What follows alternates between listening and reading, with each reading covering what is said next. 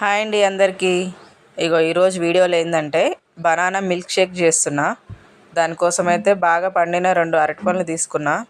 అవైతే మంచిగా పైన పొట్టు తీసేసుకొని చిన్న చిన్న ముక్కలు లెక్క చేసుకొని మిక్సీ జార్లో వేసుకుంటున్నా. ఈ బనానా మిల్క్ షేక్ అయితే బరువు పెరగాలనుకునేటోళ్ళకి కూడా మంచిగా యూజ్ అవుతుంది.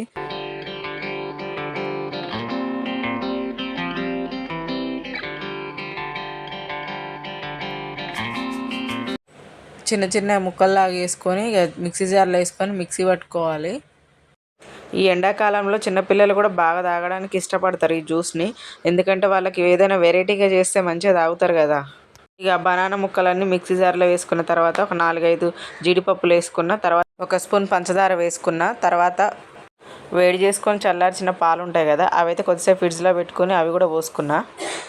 ఈ బనానా జ్యూస్కి అయితే ఏ పాలైనా ఏం కాదు. నేనైతే బర్రెపాలే వాడుతున్నా. బర్రెపాలు లేకపోతే ప్యాకెట్ పాలైనా సరే అవి వేడి చేసుకొని చల్లారిన తర్వాత కూడా పోసుకోవచ్చు దాంట్లో. తర్వాత కొంచెం వాటర్ పోసుకుంటున్నా. బనానా మిల్క్ షేక్ కొంచెం చిక్కగా అనిపిస్తే కూల్ వాటర్ ఉంటాయి కదా, అవైతే కొన్ని పోసుకున్నా.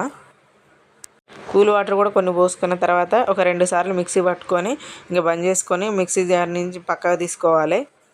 బనానా మిల్క్ షేక్ అయితే మంచిగా రెడీ అయింది. దాన్ని ఒక గ్లాస్లో పోసుకుంటున్నా.